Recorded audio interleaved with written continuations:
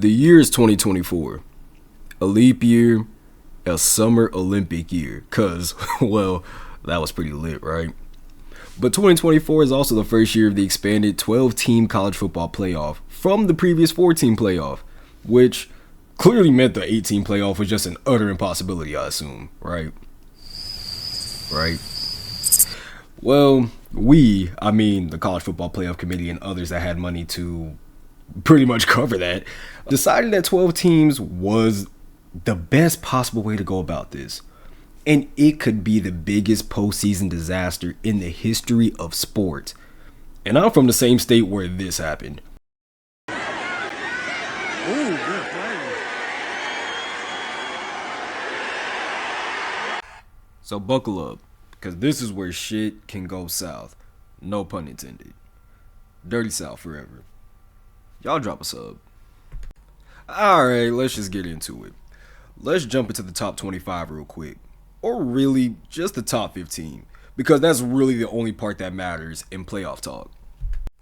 And it is important to remember that the 4 highest ranked conference champions get automatic bids into the playoff, which essentially and pretty much totally eliminates South Carolina and Ole Miss, unless Georgia loses to Texas in the SEC championship game, which could possibly give them an at-large bid because of their head-to-head win against Georgia.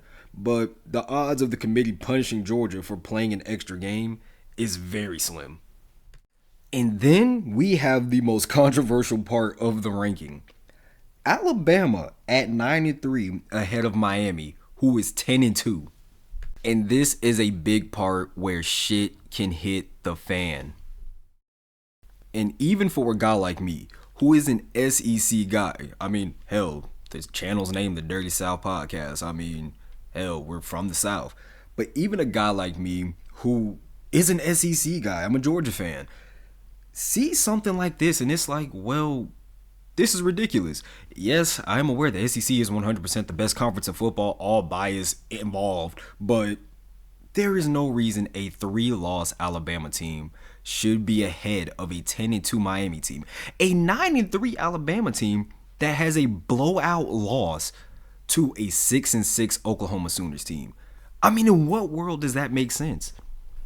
And look, I get it. The committee is trying to say that they're trying to put the best teams in. But is Alabama really the best team if they could show up on any given Saturday and just get beat by anybody like a 6-6 Oklahoma team? This is where the playoff can literally begin to die in its first year. And I get it. They're trying to put the best brands in. Let's just come out and say it. They are trying to put the bigger brands in. Alabama is a bigger brand than Miami. Yes, I'm aware of what Miami achieved in the past, but as of lately, Miami has been pretty much a doormat. They have been a doormat up until the past year or so. Really up until this year. But they're trying to put the best brand in, and that can be where the playoff begins to die. And I get it, it's year one. You want to have the biggest brand in there. You want it to be the best impression that you can possibly make. But that is a terrible move, putting a 9-3 team in over a 10-2 team. Because at the end of the day, what kind of impression are you making with that? And yes, I can also see the other side. Alabama does have more quality wins than Miami. And if I'm not mistaken, they have a harder strength of schedule than Miami. So that might be what got the committee to decide to put Alabama in over Miami. And they have the bigger brand. Hell, all they need is an excuse. That's really all the playoff committee needed, was a simple excuse to say, hey, we gotta have Bama in here. Have they really earned it?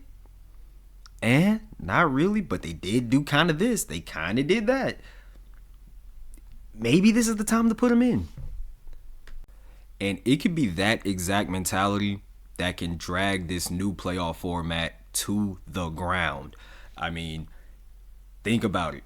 Do you really want college football just to be a Southern watch thing, or do you want the whole nation's eyes on it? Because if you are doing things like this, you're only going to get the eyes of guys like me who are from the South, live in the South, the whole deal.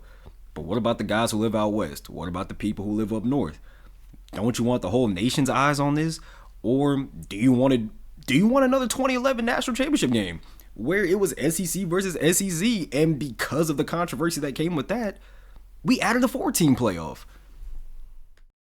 And then you have the Notre Dame Fighting Irish at number 4. This is a top 5 team, by the way. And I already know what some of you were gonna say. Well, Notre Dame is 11-1. That means they're really good, right? Yeah, until you tell me that they lost to Northern Illinois at home. That one came to Northern Illinois. No, it didn't come to Army. No, it did not come to some other powerhouse school. It came against Northern Illinois.